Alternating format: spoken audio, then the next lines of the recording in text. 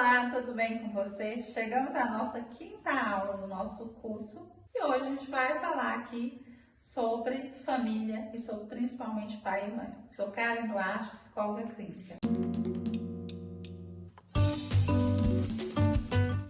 O que eu quero trazer para vocês hoje? A psicologia ela traz muito sobre a importância de a gente entender a nossa relação com pai e mãe. E normalmente é o mais difícil. Por quê? Socialmente, as pessoas elas vão trazer uma idealização muito forte do que é o arquétipo da mãe e do que é o arquétipo do pai. E aí, quem tem aquele arquétipo, tudo bem. Quem não tem, vai gerar essa falta na gente. Nossa, meu pai poderia ter sido mais protetor, mais presente, poderia ter sido uma pessoa mais responsável, ter me protegido mais, ter me orientado mais, ter mostrado mais sobre a vida. Minha mãe é a mesma coisa, poderia ter sido mais cuidadosa, ou poderia ter sido uma pessoa que tivesse mais comido. E aí, às vezes também, a gente, como não tem esse papel muito bem claro do que é o pai e a mãe real, a gente também coloca essas figuras numa postura também de um arquétipo que é impossível. Meu pai é meu grande herói, não existe homem igual meu pai. Minha mãe é amor só de mãe, não existe pessoa mais assim. Minha mãe é uma rainha. E a gente coloca essas figuras num lugar que é tão inalcançável que fica difícil a gente pensar sobre elas e o que de fato a gente recebeu dessas pessoas. Então, um caminho que é muito difícil às vezes na terapia é você conseguir entender a relação real que você teve com seu pai e sua mãe. Porque ou você vai entrar naquele caminho de não posso falar do meu pai e da minha mãe, que eu vou estar falando mal se eu falar isso, ou você vai entrar naquele caminho da vida inteira sentir falta do que eles não fizeram para você. Então, o olhar que a gente vai ter aqui hoje é um olhar mais sistêmico sobre isso.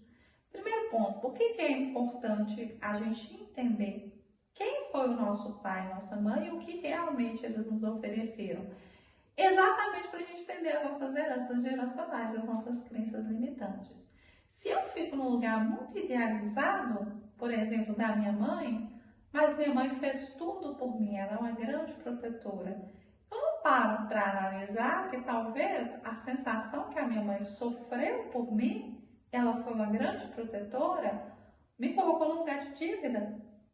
Então, como minha mãe fez tudo por mim, eu não posso nunca decepcionar essa mãe.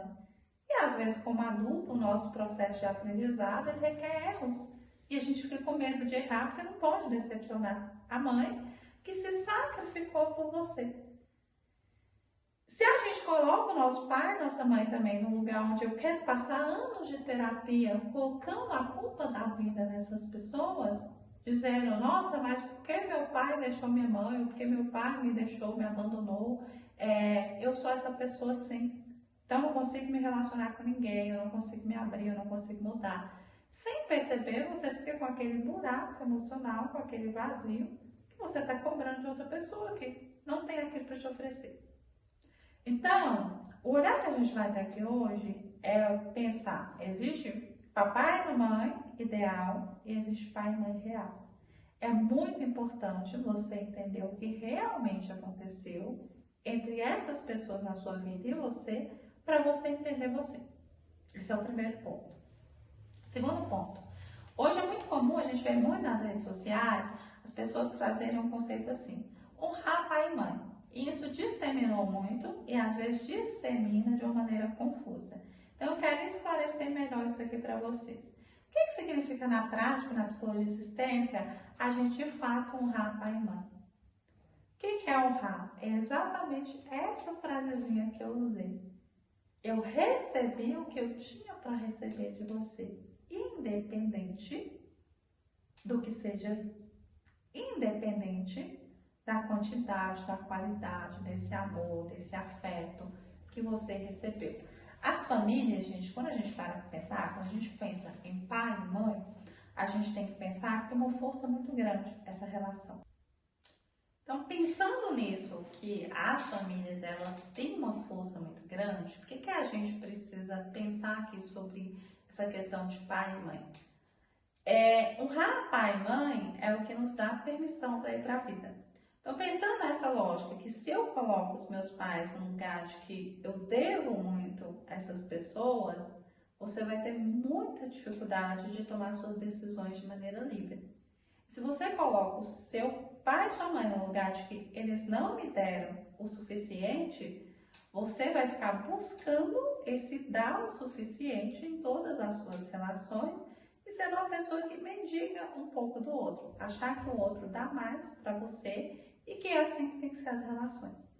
Então, honrar pai e mãe está relacionado ao fato de que eu vou ter que encontrar uma maneira, terapia ajuda muito, de mesmo que na minha história, ela não foi uma história de cinema, não foi uma história bonita para contar, eu fui abandonada, eu me senti rejeitada, eu me senti excluída por essas pessoas, eu senti que essas pessoas trouxeram muita adversidade para mim, ou então eu sinto que se eu sair da minha casa, da minha família, meus irmãos vão sofrer muito, minha mãe vai sofrer muito, meu pai vai sofrer muito, a gente vai ter que entender que honrar é eu recebi o suficiente e eu preciso servir a vida. E quando eu falo que eu recebo o suficiente, eu trato as pessoas exatamente como elas são, sem julgar. Então, algumas pessoas, por exemplo, elas começam a prosperar, elas sentem muita culpa.